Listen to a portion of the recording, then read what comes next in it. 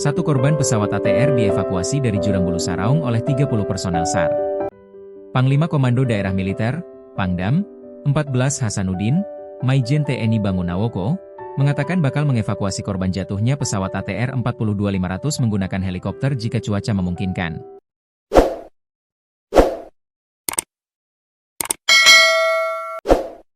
Adapun, pesawat milik Indonesia Air Transport tersebut ditemukan jatuh di Gunung Bulu Saraung, Kabupaten Pangkep, Sulawesi Selatan, Sulsel.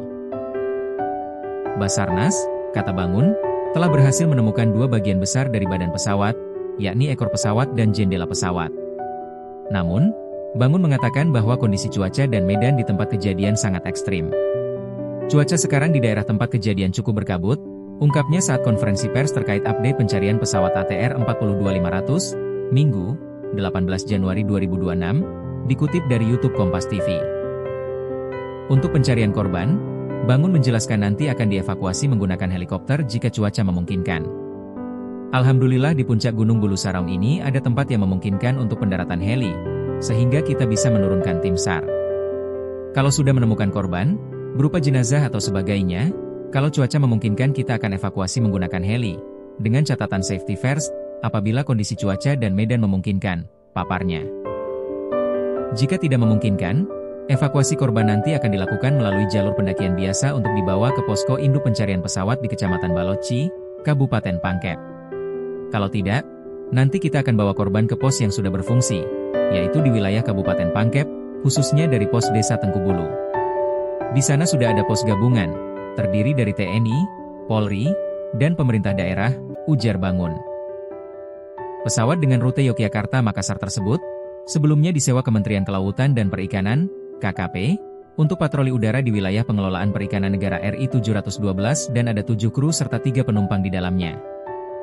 3 penumpang itu merupakan staf KKP, yakni tim Air Surveillance dari Direktorat Pengawasan Sumber Daya Kelautan dan Perikanan, PSDKP, analisa pengamat, penata muda tingkat 1 Ferry Irawan, penata muda 1, Deden Mulyana selaku pengelola barang milik negara, dan Yoga Naufal selaku operator foto udara.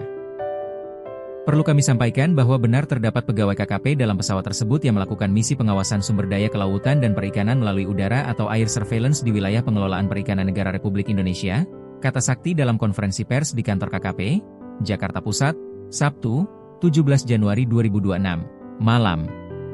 Kepala Basarnas, Marstia Muhammad Syafi'i, juga membenarkan bahwa pesawat ATR 42500 itu sedang dalam misi patroli udara. Misinya adalah patroli udara sehingga pesawat tersebut memang tidak dalam misi mengangkut penumpang dari aerodrome dari Jogja ke Makassar, paparnya, Sabtu malam. Keterangan saksi. Sebelumnya, 2 pendaki muda, Reski, 20, dan Muslimin, 18, yang sedang menikmati pemandangan dari ketinggian, menjadi saksi mata langsung detik-detik kecelakaan pesawat. Saat kejadian, Reski dan Muslimin berada di puncak Bulu Saraung. Tanpa peringatan, sebuah pesawat melintas rendah di hadapan mereka.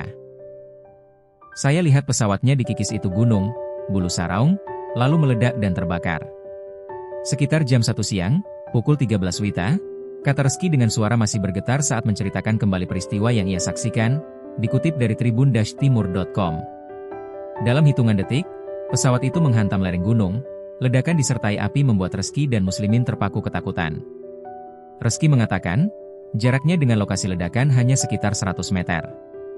Meledak dan ada api. Saya dapat serpihan yang berhamburan, ujar Reski, alumnus Pondok Pesantren Dede Ito Baraka, Siwa, Kabupaten Wajo. Saat itu, Reski mengaku tidak sempat merekam kejadian secara utuh karena semuanya berlangsung sangat cepat. Setelah ledakan terjadi, kata Reski, dia menemukan sejumlah serpihan badan pesawat yang memuat logo Kementerian Kelautan dan Perikanan, serta beberapa dokumen yang ikut terhambur. Penemuan itu sempat direkam Reski menggunakan ponselnya sebagai bukti awal. Karena dilanda rasa takut dan khawatir akan kondisi sekitar, Reski dan Muslimin akhirnya memutuskan turun gunung. Mereka kembali ke wilayah Baloci dan tiba setelah salat Asyar, tapi membawa kabar duka dan serpihan dari tragedi kecelakaan pertama di dunia aviasi tanah air awal 2026. Kronologi.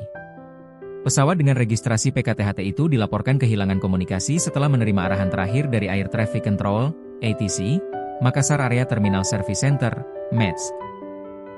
Direktur Jenderal Perhubungan Udara, Lukman F. Laisa, menjelaskan bahwa pesawat jenis ATR 42500 buatan tahun 2000 tersebut dipiloti oleh Kapten Andi Dahananto dan sedang melakukan pendekatan ke Bandara Internasional Sultan Hasanuddin Makassar. Namun, dalam proses pendekatan, pesawat teridentifikasi tidak berada pada jalur pendekatan yang seharusnya.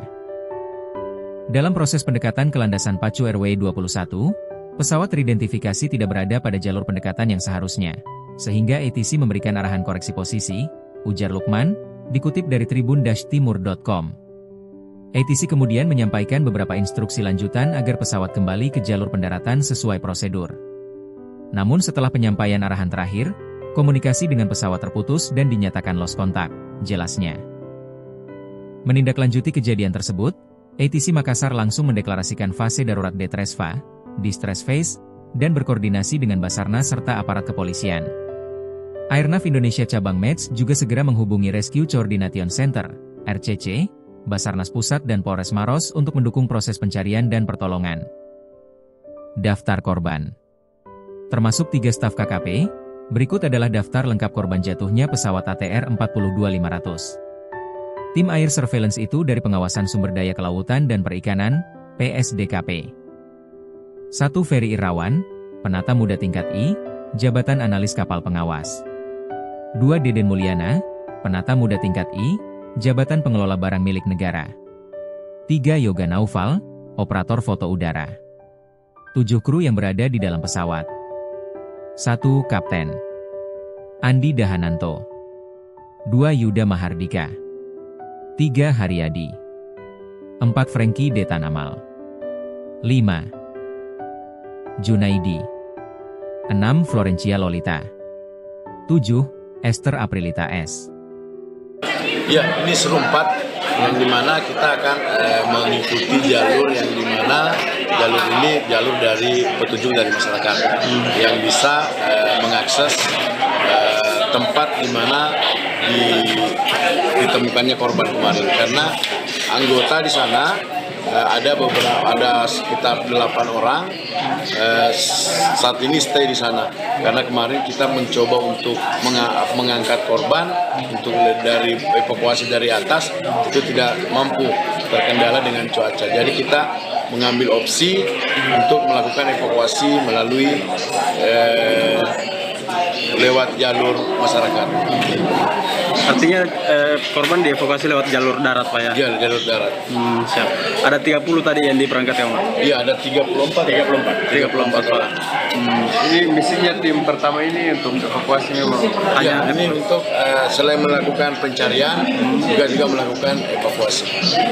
Artinya fokus utama mereka evakuasi, Pak? Pak, sejauh ini apakah ada informasi soal adanya penemuan korban lainnya, Pak? Ya, untuk saat ini kemarin pada pukul 13.45 kan itu cuma itu untuk saat ini masih korbannya 1. Berarti belum ada tambahan, Pak? Belum.